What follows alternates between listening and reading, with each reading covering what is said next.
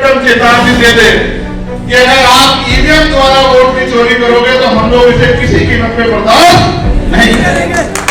क्योंकि चाहे औरों को तो कितनी आसानी से मिले हो, हम पे तो जो देश में सबसे बड़ा अधिकार है वो वोट का अधिकार है, और हम कभी वोट की चोरी नहीं होने देंगे। समझे नहीं समझे? कितनी संख्या में करोगे आंदोलन की तारीख आएगी? हाथ मिलाओ, बताओ जो लोग आएंगे आंदोलन में। चलो शासकों को लेके आएगा वो दोनों हाथ खड़े करें। और कई सीटें वो बहुत नजदीक से हारे, और राजस्थान में तो 10 से ज्यादा सीटें हम दूसरे और तीसरे नंबर पर रहे।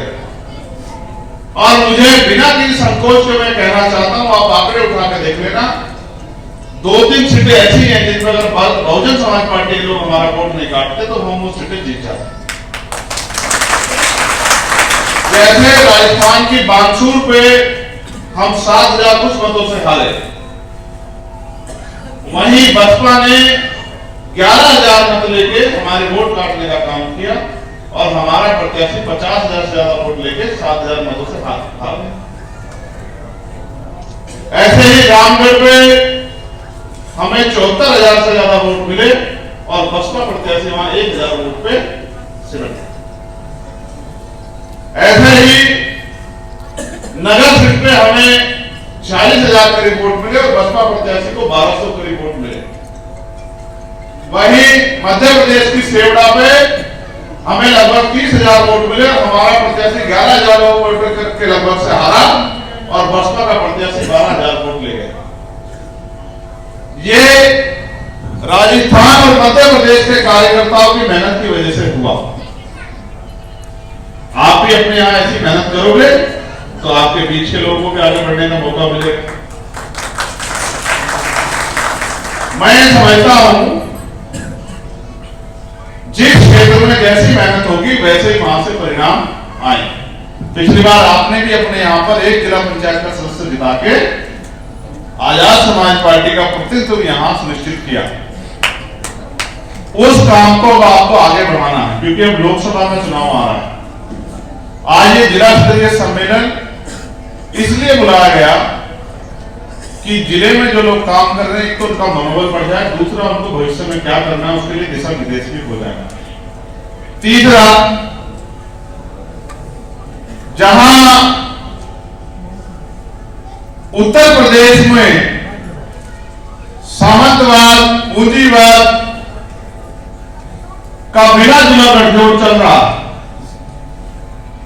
जहां जुल्म जाति और दादागिरी हावी हो गई, जहां बहन बेटियां सुरक्षित नहीं है, गरीब की जमीन पे सावंतियों का और भाजपा के नेताओं की ऐसी निगाह है कि वो कब उसकी जमीन को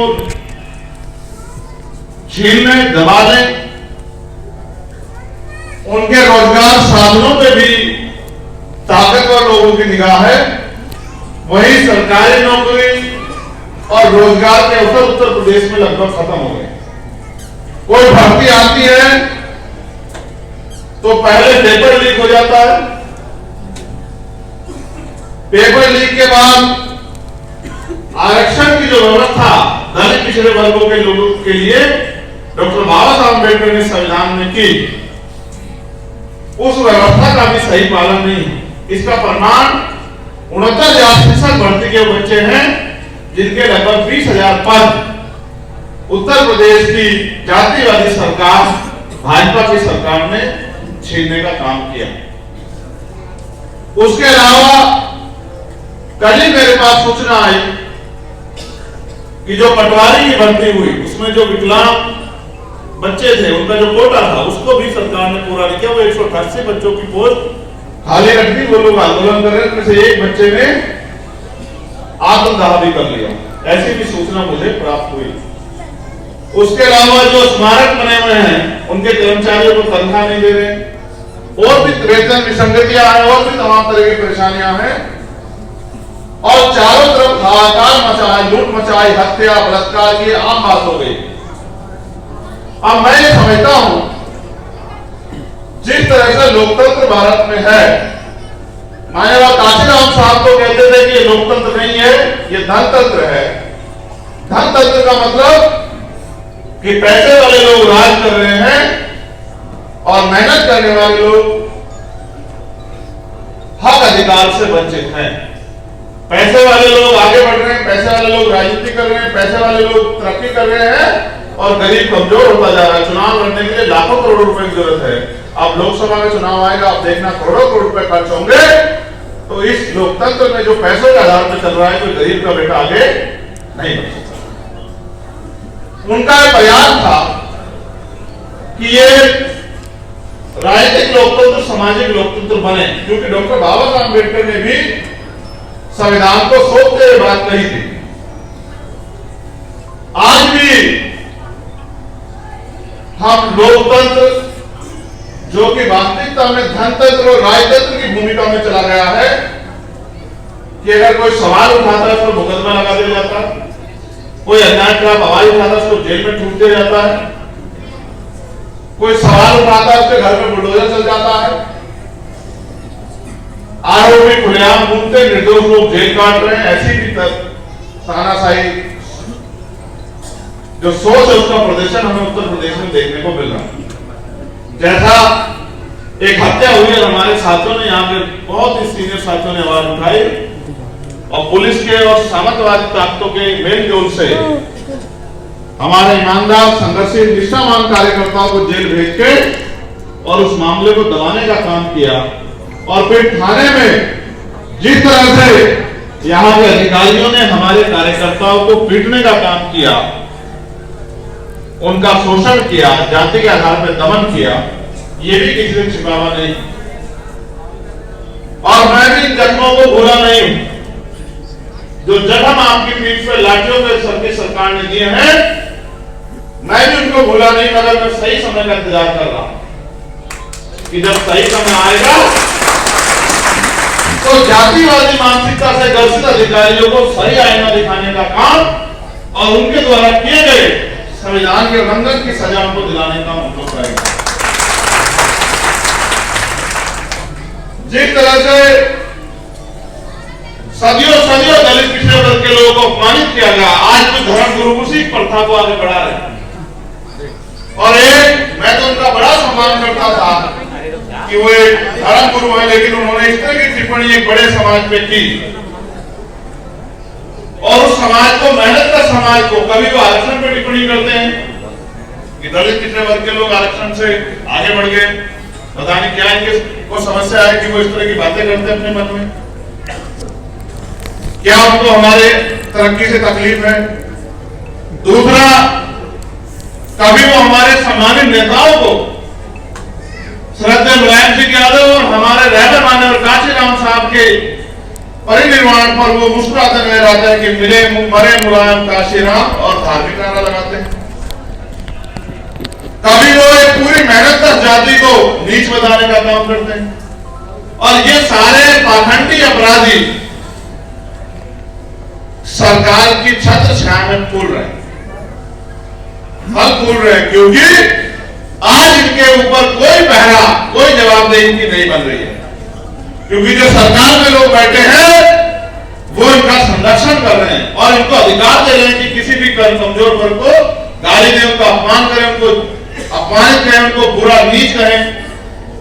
जबकि देश का संविधान किसी को ऊंचा नीचा नहीं बताता, हम तो संविधान को मानने वाले लोग। तो अब मैं आपका ध्यान आकर्षित करूंगा जिन चीजों को मैं महसूस कर रहा हूं। और मेरा मानना है कि मैं अपने भाइयों से, अपनी बहनों से, माओं से और जिम्मेदार लोगों से अपील करूंगा कि उस बात को वो समझेंगे, पीड़ा का जिक्र कर रहा हूं। और मेरा विश्वास है जब भविष्य में मैं इटावा आऊंगा तो शायद अगली बार आपका जो प्रदर्शन होगा, चाहे वो सभा के रूप में हो, चाहे आपके कार्य के रूप में, वो ज्यादा उत्कृष्ट होगा, ज्यादा अच्छा होगा, ऐसा मेरा विश्वास है। जैसे अगर ये लोग पहले से समझदार जिम्मेदार होते तो यहां अनावश्यक भीड़ ना करते, पीछे रहते, तो अब इनको परेशानी का सामना नहीं करना पड़ता। अब ये कम जगह में लोग तो ज्यादा है, जगह कम है, तो एक दूसरे से भिड़े भिड़े बैठे हैं, कहीं बैठा भी नहीं जा रहा हो, किसी को सांस लेने में दिक्कत हो सकती है, मैं क्या करूं? अब इसमें मैं कुछ ज्यादा कर नहीं सकता हूं, क्योंकि ये व्यवस्था आपको स्वयं करनी है। ये अगर आप 1 घंटा पहले आते तो आराम से अच्छी कुर्सी आपको मिलती। जो लोग कई घंटे से बैठे इंतजार कर रहे हैं, उनका अधिकार बैठता है कि वो चेयर पे बैठे, और जो बाहर घूम रहे थे भाई, उनको कुछ तो कठिनाइयों का सामना करना पड़ेगा। तो डॉक्टर बाबा साहब अम्बेडकर ने जब इस देश में संविधान सौंपा तो उनको एक संकट, एक भय था भविष्य को लेकर, और इसके लिए उन्होंने संविधान सभा में जो साथी थे उनसे कहा, और क्या कहा इस बात पे आप गौर करो। बाबा साहब अम्बेडकर ने कहा कि आज हम विरोधाभास की जिंदगी में कदम रख रहे हैं। कैसी जिंदगी में? विरोधाभास। आज हम, प्रभु मैं जितना सरकता हूं इधर को सरका, मैं आपकी वजह से ये छोड़ के उधर चला गया। आप अपनी सुविधा को ध्यान रखना है, समझ करें। बहुत धन्यवाद। अब मेरी बात पे गौर करो, ये भी हमारे भाई हैं, इनको भी थोड़ा सा कहना पड़ता है, थोड़ा सा ये भी मदद कराते रहेंगे, सब ठीक रहेगा। तो मेरा कहना यह है, बाबा साहब ने कहा आज हम विरोधाभास की जिंदगी में कदम रख रहे हैं। कैसे?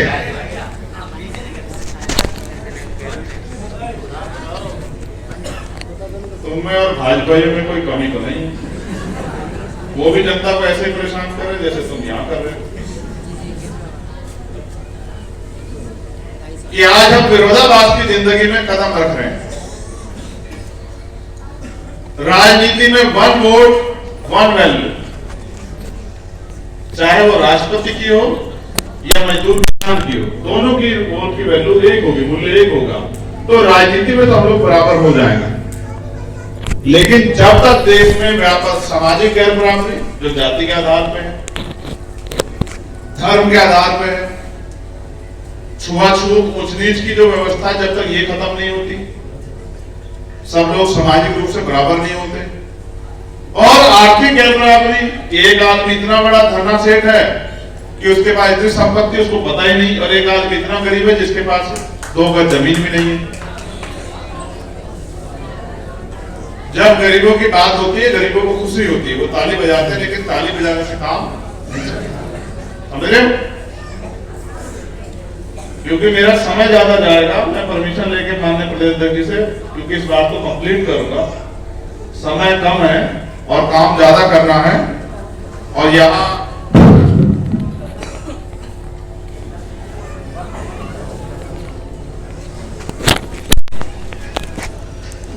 गर्मी भी काफी हो गई है, जबकि सर्दी का मौसम है। तो मैं कोशिश करूंगा कि सारी बात आपको कम समय में समझाऊं, और मैं चाहता हूं मानसिक रूप से आप तैयार हो कि आपको क्या करना, आपको समझ आए। जब तक आर्थिक आधार पर गैर बराबरी रहेगी, तब तक देश में समानता की बात करना समानता का मजाक उड़ाने जैसा होगा। इसलिए हम सबको प्रयास करना चाहिए, बाबा साहब अपने साथियों से कह रहे हैं संविधान सभा में थे, कि जल्द से जल्द हम लोग ऐसे कदम उठाएं कि सामाजिक गैर बराबरी खत्म हो जाए और आर्थिक बराबरी गैर बराबरी खत्म हो जाए। और इसी आंदोलन को माननीय काशीराम साहब ने आगे बढ़ाया। उनका नारा था कि सामाजिक मुक्ति,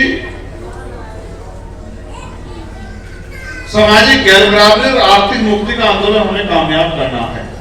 जो बात बाबा साहब अम्बेडकर ने संविधान सभा में संविधान को सौंपते हुए कही, उन्होंने भी अपनी पूरी जिंदगी यही बात लोगों को समझाई कि जो सामाजिक स्तर पर गैर बराबरी है उसको, और जो आर्थिक गैर बराबरी है हमें उसे खत्म करना है। इसके लिए अगर आप देश में कोई भी चीज खत्म करना चाहते हो तो भारत में लोकतांत्रिक व्यवस्था है, राजनीतिक शक्ति की जरूरत है। अगर आप किसी भी तरह का परिवर्तन चाहते हो तो राजनीतिक शक्ति के बगैर नहीं हो सकता। जैसे अगर आप चाहते हो कि छुआछूत खत्म हो जाए, आप इसको कर सकते हो, जैसे आप चाहते हो भेदभाव ऊंच नीच खत्म हो जाए, आप इसको कर सकते हो। जैसा माहौल आप प्रदेश में और देश में चाहते हो वैसा आप कर सकते हो। कब? जब आप अपनी राजनीतिक ताकत बना लो। जैसे आज भाजपा के लोग गरीबों, कमजोरों, दलितों, पिछड़ों, मुसलमानों, आदिवासियों, ईसाइयों, पत्रकारों, कर्मचारियों को कुचलने का काम कर रहे हैं अपनी सत्ता की ताकत पे, ऐसे ही आप लोग भी अपनी ताकत बना के इस गैर बराबरी काम कर सकते हैं। और तो और अपने ऊपर जो हजारों साल की गुलामी जो आपके ऊपर थोपी गई, आपको अपमानित किया गया, आपको बिना सुख सुविधा के रहने के लिए मजबूर किया गया, आपको भूखे पेट रहने के लिए, शिक्षा के बिना रहने के लिए मजबूर किया गया, आप इसको एक दिन में खत्म कर सकते हो अगर आप समझदार बनके बहुजन समाज में, जो अपने जैसा समाज है बहुजन समाज, उसमें भाईचारा पैदा करके और गांव-गांव, गली-गली जाके मेहनत करके लोगों को जोड़ के और आजाद समाज पार्टी को ताकतवर कर दो। कुर्सी पर बैठ के अब जब चाहो इस सारी समस्या का हल कर सकते। बाकी बहुत नारे लगाने से या सिर्फ नारे लगाने से मैं नहीं समझता कि कोई भी एक समस्या हल हो सकती है। आज हम यहाँ हजारों की संख्या में हैं, लेकिन हम एक व्यक्ति को सरकारी नौकरी नहीं दे सकते या दे सकते हैं। आज हम हजारों की संख्या में हैं, लेकिन एक भी योजना यहां बैठ के हम लोग नहीं बना सकते हैं। भैया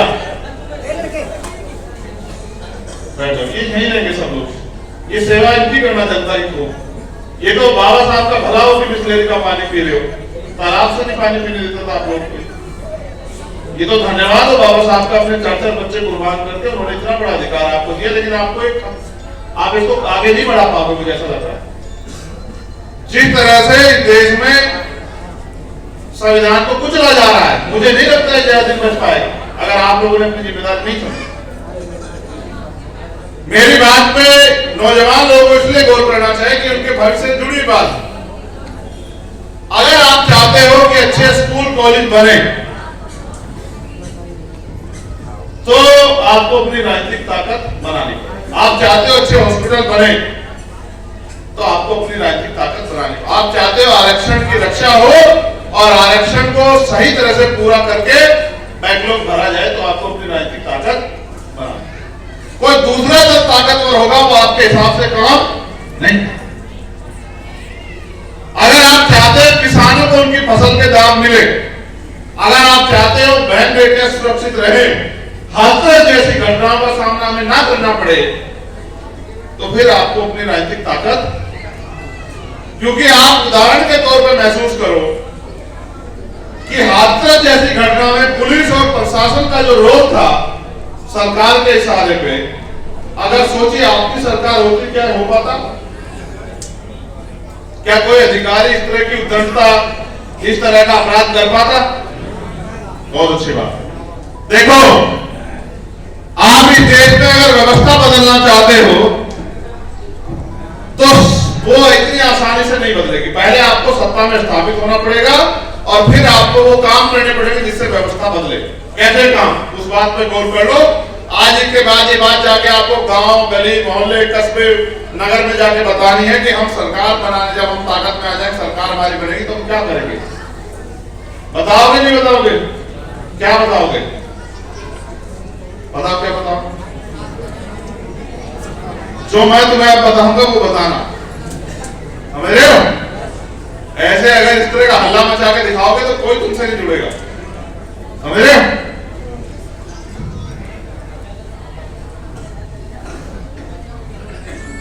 जब हमें अवसर मिलेगा हम ये करेंगे कि चाहे चतुश्रेणी का कर्मचारी हो सरकारी, चाहे क्लास 1 का अफसर, यानी कि चाहे डीएम-एसएसपी हो, प्रमुख सचिव हो, चाहे सुप्रीम कोर्ट के चीफ जस्टिस हो, चाहे हाई कोर्ट के चीफ जस्टिस हो, कोई भी व्यक्ति हो जो सरकार से 1 रुपए का लाभ लेता है सरकारी तनख्वाह के रूप में, चाहे वो प्रधानमंत्री हो, मुख्यमंत्री हो, राज्यपाल हो, मंत्री हो, विधायक हो, जिला पंचायत का सदस्य हो, नगर पालिका का चेयरमैन हो, नगर निगम का मेयर हो, पार्षद हो, सभासद हो, उन सबके बच्चों को सरकारी स्कूल में पढ़ना पड़ेगा। क्योंकि जब डीएम साहब का बच्चा, कमिश्नर साहब का बच्चा, मुख्यमंत्री जी का बच्चा, शिक्षा मंत्री जी का बच्चा सरकारी स्कूलों में पढ़ेगा तो फिर उन स्कूलों में सुविधाएं भी आएंगी और अच्छी पढ़ाई भी होगी, उनका माहौल भी अच्छा रहेगा और वहां सुख सुविधा के साथ पढ़ाई करने के अवसर भी होंगे, गुंडागर्दी भी, क्योंकि उनको आपकी फिक्र हो ना हो, हमें आपकी फिक्र है, हमें ऐसा माहौल देना है उत्तर प्रदेश को कि जिसमें गरीबों को भी उतने अधिकार मिले जितने अमीरों को हैं। ठीक है, महसूस करो, एक ही स्कूल में किसान का बेटा पढ़े, मुख्यमंत्री जी का बेटा पढ़े, या मंत्री जी का बेटा पढ़े, विधायक जी का बेटा पढ़े, उसी स्कूल में जिलाधिकारी का, एसएसपी का, एसएचओ का बेटा पढ़े, तो अच्छी पढ़ाई होगी नहीं होगी? कोई गुंडागर्दी तो नहीं होगी? अच्छी सुविधाएं होंगी नहीं होगी वहां? फिर जितने भी सरकारी अस्पताल हैं, इन्हीं सब लोगों से जुड़े, जहां आम आदमी, गरीब आदमी को इलाज करवाने के लिए जाना पड़ता है, वहां सुविधाएं नहीं है। तो जो भी सरकारी तंत्र से जुड़ा हुआ है, उन सब लोगों को, चाहे मुख्यमंत्री जी हो, राज्यपाल हो, मंत्री जी हो, विधायक जी हो, कोई से जी हो, चाहे जिलाधिकारी जी हो, चाहे वरिष्ठ पुलिस अधीक्षक हो, एडिशनल एसपी हो, सीओ साहब हो, सबके बच्चे, चाहे पटवारी हो, सेक्रेटरी हो, वो सरकारी हॉस्पिटल में उनका भी और नेताजी का भी इलाज उसी हॉस्पिटल में होगा।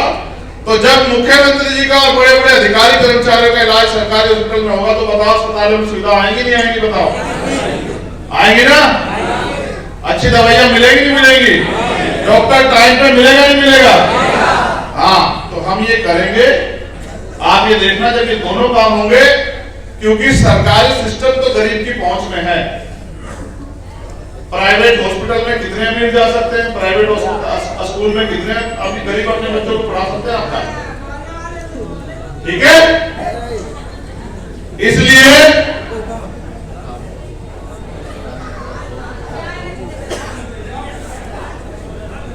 अब उनका अभी से मन कर गया सरकारी स्कूल में पढ़ने का, अभी तो हमने ठीक भी नहीं किया, समझ रहे हो? हाँ, अवसर मिलने पे हम लोग करेंगे कि यहाँ के गरीब परिवारों के बच्चों को भी विदेश में जाके पढ़ने का मौका मिले, वो वहां जाके सीखें और फिर आके देश की सेवा में योगदान करें। आज हमारे सरकार के लोग ये कहते हैं कि हमारी आबादी बहुत ज्यादा है, और मगर हम ये भी एक झूठ बोलते हैं कि हम आबादी ज्यादा होने के बाद भी उस आबादी का सदुपयोग नहीं कर पा रहे। हम माल चाइना से खरीदते हैं, हम माल जापान से खरीदते हैं, हम माल जो है कोरिया से खरीदते हैं, हम जो है माल बांग्लादेश से खरीदते हैं। अगर हम वास्तविकता में ज्यादा से ज्यादा लोगों तक रोजगार पहुंचाए, मैन्युफैक्चरिंग स्टार्ट करें, तो पूरी दुनिया में हम विश्व गुरुता बनेंगे। जब यहाँ से सारी दुनिया के लोग माल खरीदेंगे, हमारा यहाँ से तैयार किया गया माल विदेश में जाएगा और वहां का पैसा यहाँ आएगा, तब जाके हमारे लोगों के पास पैसा आएगा। अभी तो हमें सारी चीजें जो है वो चाइना से और पता नहीं कहां से खरीदनी पड़ती है। उनकी इकोनॉमी देखो और हमारी इकोनॉमी देखो। भारत और चाइना एक समय में आजाद हुए। बेटा कान से सुनते हैं आप, मुंह से नहीं सुनते, कान से सुनते हैं। कान से सुनो ना, अभी सब समझदार बना दो। अभी तो मैं सब समझदार बना दो, सब लोग चिंता मत करो। सुनने के लिए कानों की जरूरत है। जिनकी आंखें नहीं होती वो भी तो सुनते हैं, सुनते नहीं सुनते? फिर भैया आज सेना का दुरुपयोग हो रहा है। कैसे? अपनी राजनीतिक एजेंडों को लागू करने के लिए एक इतना बड़ा हमला हुआ पुलवामा का, और एक उस समय के वहां के राज्यपाल ने कई सवाल उठा दिए। मुझे बड़े दर्द के साथ कहना पड़ रहा है कि अगर एक 20 रुपए का सामान चोरी हो जाए तो जांच होती है, एफआईआर लिखी जाती है, लेकिन पुलवामा में हमारे देश के इतने शहीद हुए, इतने उनकी सिपाही थे, उनकी इतने लोगों की जान गई, सिपाहियों की इतने सिपाही शहीद हुए, लेकिन उसमें ना आज तक FIR हुई, ना ही कोई जांच हुई कि इतना सारा RDX कैसे पहुंचा, किस तरह से लापरवाही के कारण हमारे इतने ज्यादा सैनिकों की जान चली गई, शहीद हो गए, उनके परिवारों में क्या बीती होगी। इसलिए मेरा ये मानना है कि नेता और अधिकारियों के परिवार का एक बच्चा सेना में जरूर होना चाहिए। जब वो सेना में होगा तो नेता भी पॉलिसी बना के सेना का दुरुपयोग करने से पहले 1000 बार सोचेगा, और उनके इशारे पे काम करने वाला अधिकारी भी 1000 बार सोचेगा कि किसी गलत पॉलिसी की वजह से उनके खुद के परिवार के बच्चों को भी नुकसान हो सकता है। समझे? आगे बढ़ते हुए किसानों की समस्या को ध्यान में रखते हुए किसानों की एक एक फसल की खरीदारी की गारंटी सरकार को लेंगे। अगर हम आएंगे तो हम लेंगे, और जो सरकार है उनको लेने के लिए मजबूर करेंगे कि वो खरीदे, क्योंकि किसान किस तरह से अपना पेट पालता है ये किसान जानता है। किसान एक ऐसा व्यक्ति है जो पहले इन्वेस्टमेंट करता है, मेहनत करता है, तब जाके उसके शरीर खेत में फसल होती है, और ये भी नहीं पता कभी कुदरत की मार पड़ जाए, प्राकृतिक मार पड़ जाए, कभी ओला पड़ जाए, कभी बारिश आ जाए, कभी आंधी आ जाए, तूफान आ जाए, फसल ना हो, ज्यादा बारिश हो जाए, फिर मार्केट में रेट क्या होगा कुछ भी नहीं पता। इस तरह से किसान इस देश में सबसे ज्यादा लुट रहा है। इसलिए मेरा यह मानना है किसान की फसल की गारंटी सरकार के पास होनी चाहिए। ठीक है, तो किसान भी ज्यादा मेहनत करके अपने खेत में काम करेगा। और अब तो वैसे भी मुख्यमंत्री जी ने इतनी अच्छी योजना चलाई है, वो जो सरकारी सांड योजना चल रही है उसके द्वारा किसानों की फसल को किस तरह से नष्ट किया जा रहा है, उसमें कोई कुछ कह नहीं सकता। किसान आवारा पशु को लाठी नहीं मार सकता है, चाहे वो आवारा पशु किसान को 4 बार उठा के फेंक दे। अगर व्यक्ति मर जाए कोई बात, लेकिन आवारा पशु को कोई नुकसान ना हो। मैं अभी शंकराचार्य जी का बयान सुन रहा था कल। कोई मुझे पानी देगा थोड़ा सा पीने के? ठंडा ना, ये ध्यान नॉर्मल।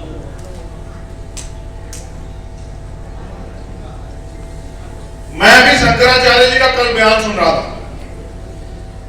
उन्होंने बयान किया, मैं तो इतना ज्ञानी नहीं हूं, वो धर्म के मामले में ज्यादा ज्ञानी है, कि भाई भगवान राम को कौन लाया।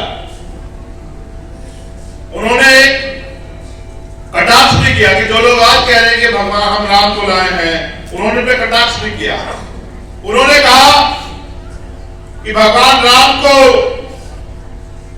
इस धरती में गाय लाई, धर्म ग्रंथों के अनुसार। कैसे? कि जब यहां अपराध बढ़ गया तो गाय ने, पृथ्वी ने धरती का रूप गया, और वो दूसरे धार्मिक जो गुरु में उनके पास गए, उनके इशारे पे भगवान यहाँ राम जी के रूप में आए। उन्होंने ये बात बताई, मैं भी सुन रहा था। और उन्होंने बहुत अच्छी बात की कि जो लोग आज कह रहे हैं कि हम राम को लाए हैं, सबसे ज्यादा स्लॉटर हाउस जहां गाय कटती है वो भाजपा के लोग हैं। ये भी हमें देखना चाहिए, उत्तर प्रदेश और देश। और इनके नेता गोवा में और जो अन्य प्रदेश है साउथ के, उनमें जहाँ कहते हैं कि हम गाय खाने में कोई बैन नहीं है, और यहाँ के ये गाय के नाम पे लोगों की हत्या करने से भी पीछे नहीं। ये दो मुंहे सांप हैं। एक तरफ ये उन्हीं गाय को इनके नेता, हमारे यहाँ उधर भी ये कुछ स्लॉटर हाउस बना रखे हैं, उनको काट काट के उनके मांस की सप्लाई कराते हैं, और दूसरी तरफ ये इस गाय के नाम पे धार्मिक एजेंडा सेट करते हुए राजनीतिकरण भी इसका करते हैं। तो मैं तो बड़े ताज्जुब में गया कि शंकराचार्य क्या कह रहे हैं और भाजपा के लोग क्या कह रहे हैं। इसका मतलब इनको हर कीमत पे अपने राजनीतिक एजेंडे कामयाब करके सत्ता में रहना। और ये हमारा भोला वाला समाज, ये पता नहीं क्यों राजनीतिक सत्ता की तरफ नहीं जाना चाहता। तो एक जो और मैंने महसूस किया वो ये है कि 2% सरकारी नौकरियां है। जब हम ताकत में आएंगे तो सरकारी उपक्रमों को बढ़ाएंगे और बड़े पैमाने पे करेंगे। अब तो जो लोग प्राइवेट में जा रहे हैं प्राइवेट इलाज कराने, उनको जब वो संख्या सरकारी तरफ आएगी तो सरकारी हॉस्पिटल ज्यादा बनाने पड़ेंगे नहीं बनाने पड़ेंगे, सरकारी स्कूल ज्यादा बनाने पड़ेंगे नहीं बनाने पड़ेंगे। तो इसलिए सरकारी उपक्रमों को बढ़ावा देंगे, सरकारी नौकरियां ज्यादा आएंगी। उसके साथ साथ समान काम समान वेतन। आज क्या हो रहा है, सरकारी नौकरी की नियुक्ति नहीं आ रही, आज तो संविदा पे ठेकेदारी पे लोगों को भर रहे और फिर उनसे कुछ आर्थिक लाभ लेके फिर उनको परमानेंट कर दे रहे या लेटर से भर रहे। मैं मानता हूं कि चाहे काम कोई करे, उस समान काम का समान वेतन मिलना चाहिए। न्यूनतम वेतन तय होना चाहिए मजदूरों के लिए भी, कि कोई मजदूरों से जबरदस्ती 200-250 रुपए में काम नहीं करा पाएगा। अगर किसी को भी काम कराना है तो कम से कम न्यूनतम वेतन तय हो, चाहे वो 500 रुपए हो, चाहे 600 रुपए, चाहे 900 रुपए हो, चाहे 1000 रुपए हो। कि अगर खेत में कोई किसी मजदूरी कराएगा, घर पे मजदूरी कराएगा, तो कम से कम 900 रुपए 800 रुपए उसको देगा, जो न्यूनतम वेतन सरकार तय करे। और जैसे सरकारी उपक्रमों में एक आदमी 40,000 रुपए की तनख्वाह पे काम कर रहा है, उसी काम को 8 घंटे की ड्यूटी में सप्ताह की छुट्टी दे रहा है, वही काम दूसरा आदमी ठेकेदारी पे कर रहा है 6,000 रुपए में।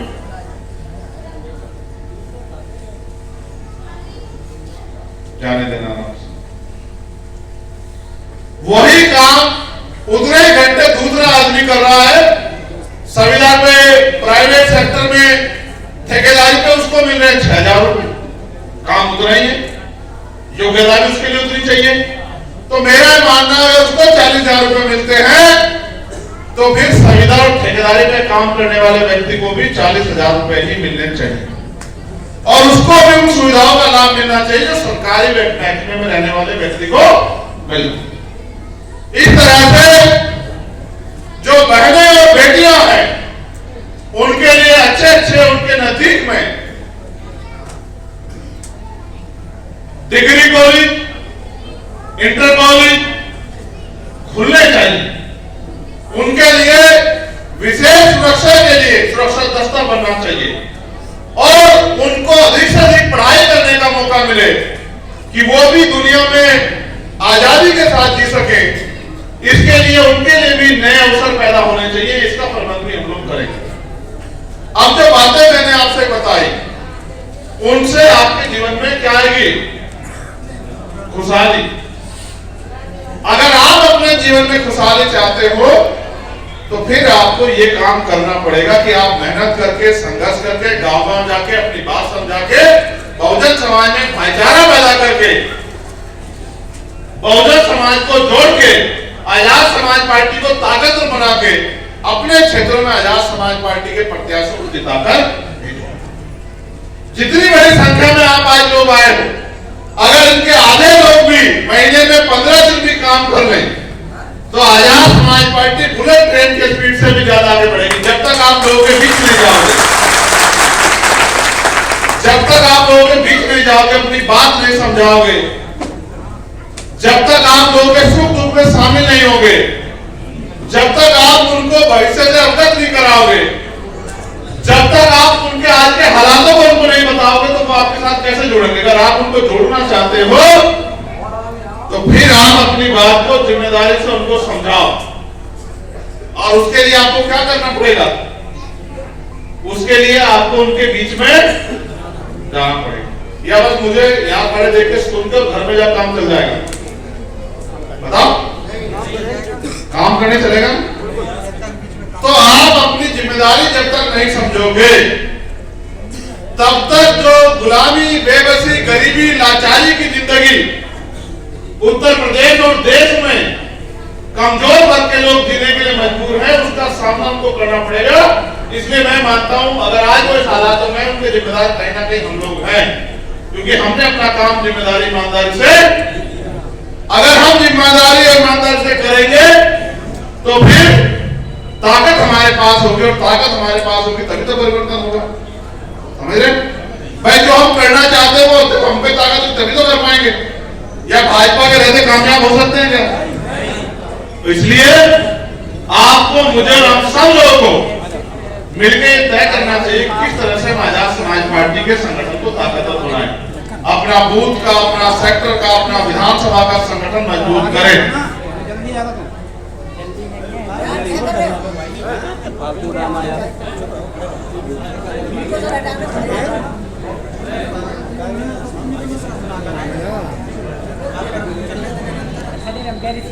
ऐसे झगड़ा करने से भी काम नहीं चलेगा। समय और पैसा दोनों खर्च में नालायकी मत करो। वो है बाहर फील्ड आराम से जाके झगड़ा करो जितना करना, लेकिन यहाँ मत करो। अपने बारे में सोचो और के बारे में भी सोचो। तो अगर आप इस काम को आगे बढ़ाओगे तो जिस समस्या को, जो भी समस्या से आज आप जूझ रहे हो, चाहे वो गरीबी हो जिसका सामना हमारी माओ बहनों को करना पड़ रहा है, चाहे वो कोई बेबसी लाचारी हो, चाहे वो सुविधा विहीन समाज जो बना हुआ है, इन सब में अच्छा काम हो जाएगा अगर आप अपनी जिम्मेदारी को समय से अदा करोगे। और अगर आप नहीं अदा करोगे तो फिर भाजपा जैसी तानाशाही सरकार सत्ता में बैठेगी, फिर आपके साथ अन्याय। आज तो कोई पत्रकार भी सुरक्षित नहीं है। अगर कोई पत्रकार अपनी जिम्मेदारी को निभाते हुए सही सवाल उठा दे तो उस पर कब मुकदमा हो जाए, उसकी कब पिटाई हो जाए, उसको कब जेल भेज दे, उसको भी नहीं पता। सही मायने में तो इस देश में ये भी नहीं पता कि जो लोग सरकारी नौकरियों में वो भी कितने दिन सरकारी नौकरी में हैं, क्योंकि इस देश को गुलाम बनाने की तैयारी भारतीय जनता पार्टी आरएसएस के लोगों ने कर ली है। और उसका सबसे बड़ा तरीका ये है कि वो देश के छोटे छोटे व्यापारियों को खत्म करके सारे बिजनेस पे अडानी अंबानी को बिठाना चाहते हैं। जिस दिन ईस्ट इंडिया कंपनी की तरह सारे व्यापार पे अडानी अंबानी का कब्जा हो जाएगा, आप महसूस करो, जो लोग इकोनॉमिक रूप से चीजों को जानते हैं, अगर अडानी यहां से चला गया तो ये देश की इकोनॉमी भ्रष्ट खत्म हो जाएगी, टूट जाएगी, क्रैश हो जाएगी। जिस तरह से नीरव मोदी, ललित मोदी जैसे लोग चले गए, अडानी किस तरह यहां से चला गया, इतना पैसा सरकार ने उसके ऊपर इन्वेस्ट किया है, इतना कर्ज सरकार ने इसको दिया है। अगर आज अडानी चला जाए तो ये देश, पूरे देश की इकोनॉमी क्रैश हो जाएगा जैसे हालात। तो आने वाले समय में सरकार को भी नहीं पता किस तरह से, जैसे ईस्ट इंडिया कंपनी ने इस देश में आके इस देश के बिजनेस पे कब्जा करके इस देश के लोगों को गुलाम बनाया, आने वाले समय में हम लोग अडानी और अंबानी के गुलाम इस देश में बनने वाले हैं। हमें अपने देश को बचाना होगा, हमें अपने लोकतंत्र को बचाना होगा और हमें अपने आने वाली पीढ़ियों के लिए इस देश में अधिकार और सुख सुविधाएं उनको बचा के रखना पड़ेगा। उसके लिए हमें संघर्ष करना पड़ेगा। अगर आप संघर्ष करने के लिए तैयार हो जाओगे और ईमानदारी से, समर्पण की भावना से काम करोगे तो वो दिन दूर नहीं कि भारतीय जनता पार्टी जैसी निकम्मी, निठल्ली और बेवकूफ बनाने वाली, जुमले वाली सरकार का हाल वो हो जाएगा जो उसका हाल 1990 से पहले था आरएसएस के लोगों का उत्तर प्रदेश में, कि उनके एक दो एमपी जीते। ऐसा हाल उनका हो जाएगा अगर आपने अपनी जिम्मेदारी को अदा किया। वरना आपको इस बात से अवगत रहना है कि आजाद समाज पार्टी काशीराम किसी भी तरह से धर्म की राजनीति नहीं करती। समझे? ना हम धर्म की राजनीति करते हैं, ना हम धर्म पे जाना चाहते हैं, क्योंकि धर्म आदमी को जोड़ने के लिए होता है, ना कि आदमियों में नफरत पैदा करने के लिए। और जो भी धर्म का सहारा लेकर नफरत पैदा करेगा उसको आज नहीं तो कल इस पाप का, अपराध का सामना करना पड़ेगा। क्योंकि इस देश में अभी तो सभी लोगों पे अच्छा खाना, पीने के लिए साफ पानी, अच्छे कपड़े और सर पे छत की व्यवस्था भी नहीं हुई। इसलिए मैं आपसे आग्रह करूंगा इटावा के मेरे सम्मानित साथियों, अपनी आने वाली पीढ़ियों को इस देश में गुलाम बनने से अगर रोकना है तो फिर अपनी तैयारी करो। बहुत दिन पहले से मुझे लोग कह रहे थे कि ईवीएम पे आप कुछ बोलते नहीं, बार बार मुझसे कहते थे ईवीएम पे बोलो भैया, ईवीएम पे बोलो, ईवीएम पे आंदोलन करो। तो मैंने उनको समझाया कि भाई कोई भी आंदोलन तभी कामयाब हो सकता है जब उसके पीछे जनमत हो। समझ रहे? अगर 10 लोग कहीं खड़े होकर कोई आंदोलन करेंगे उनको कोई नहीं सुनेगा, लेकिन अगर 10,000 लोग कहीं खड़े होकर आंदोलन करेंगे तो उनको सुनना मजबूरी हो जाएगी, लोगों की उनकी बात को सुनना पड़ेगा। इसलिए हम और हमारे प्रदेश की पूरी टीम उत्तर प्रदेश में और प्रदेश के अलग अलग कोनों में, अन्य प्रदेशों में जनमत तैयार कर रहे हैं। आज हमने हजारों की संख्या में जो लोग यहाँ इकट्ठा हुए हैं, ये इस बात का ऐलान है कि भविष्य में जब हम लोग ईवीएम को लेकर बड़ा आंदोलन करेंगे